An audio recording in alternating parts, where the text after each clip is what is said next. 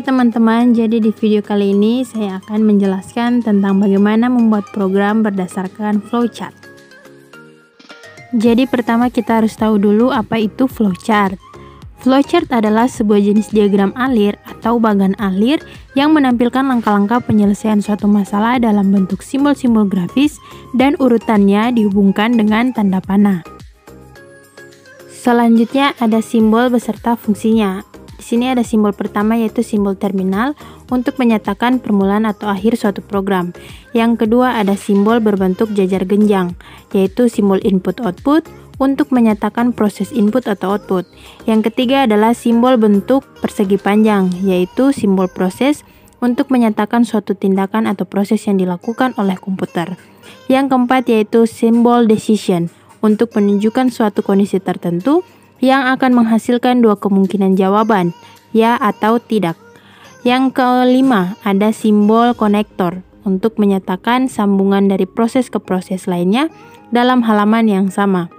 Dan yang terakhir ada simbol flow atau simbol tanda panah, di mana simbol flow ini untuk menyatakan jalannya arus suatu proses. Di sini ada terdapat satu contoh, yaitu buatlah program berdasarkan flowchart di samping. Jadi, flowchart ini merupakan flowchart untuk menentukan bilangan mana yang termasuk bilangan genap dan bilangan mana yang termasuk bilangan ganjil. Next, kita lanjut ke pembahasannya. Nah, kita mulai dari simbol yang pertama yaitu simbol terminator sebagai tanda mulai dalam suatu program. Kemudian ada simbol input-output, di mana di dalam simbol ini perintah yang ditujukan yaitu scanf nilai N atau inputkan nilai N. Nah, selanjutnya ada simbol decision, di mana seperti yang sudah dibahas sebelumnya tadi, bahwa simbol decision adalah simbol untuk menyatakan sebuah kondisi yang menghasilkan dua kemungkinan. Di sini kemungkinannya ada dua, yaitu termasuk bilangan genapkah atau termasuk bilangan ganjil. Kedua kemungkinan ini menggunakan simbol input-output karena printf adalah output untuk menampilkan teks ke layar. Di sini kondisinya yaitu N habis dibagi 2. Jika ya, maka output yang dihasilkan adalah termasuk bilangan genap. Tetapi jika tidak, maka output yang dihasilkan adalah termasuk bilangan ganjil. Setelah selesai, kita tuliskan lagi untuk selesainya menggunakan simbol terminator. Oke, mari kita langsung ke pembuatan programnya. Pemrograman kali ini saya menggunakan aplikasi Dev C++.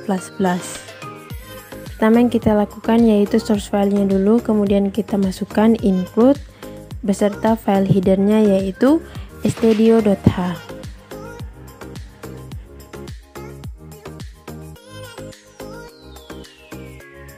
Nah, jika sudah, kita lanjut ke masukkan fungsi utamanya yaitu in main-nya.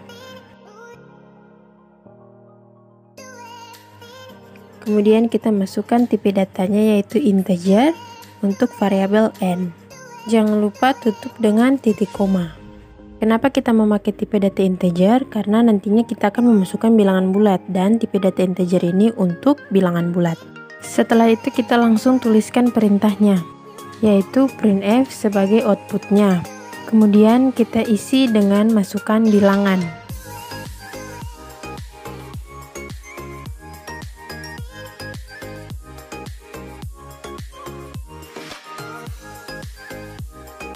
Nah, setelah selesai kita tutup lagi dengan titik koma. Kemudian kita tuliskan scanf yaitu inputnya untuk kita menginputkan nilainya nanti. Kita isi dengan %i karena tipe datanya yaitu integer. Kemudian koma dan n yaitu untuk variabel n. Setelah itu kita masuk ke percabangannya. Percabangannya di sini kita memakai if. If di sini kita masukkan kondisinya yaitu n habis dibagi 2. Nah, ketika kondisinya sama dengan di atas, maka kita tuliskan printf yaitu termasuk bilangan genap.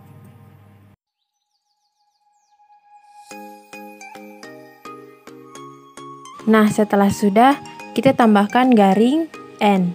Garingnya ini di atas tombol enter ya.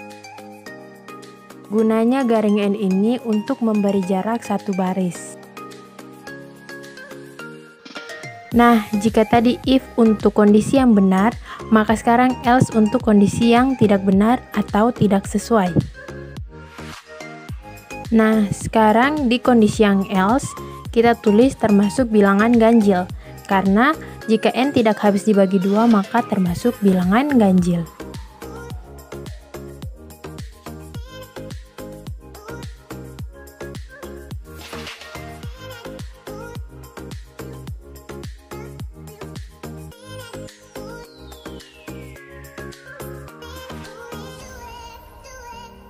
Nah, setelah selesai, jangan lupa kita tuliskan return 0, lalu kita tutup lagi dengan titik koma. Return 0 ini berfungsi untuk mengakhiri fungsi mainnya. Setelah itu kita compile, kemudian kita save, dan keluarlah seperti ini. Dan kita lihat apabila tidak ada error, maka kita langsung lanjut saja ke run. Klik run. Nah, ketika kita klik run, maka yang keluar adalah seperti ini. Nah, di sini kita nanti inputkan nilai dimasukkan bilangan. Terserah nilai berapa yang kita mau. Nah, di sini saya beri contoh, saya inputkan nilai 12. Karena 12 habis dibagi 2, maka yang keluar yaitu termasuk bilangan genap. Nah, sekarang saya coba masukkan bilangan 15. Dan ternyata hasilnya termasuk bilangan ganjil. Karena 15 tidak habis dibagi 2. Oke, jadi seperti itu ya teman-teman cara pembuatan program berdasarkan flowchartnya. Oke, sekian dari video saya. Semoga bermanfaat dan terima kasih telah menonton.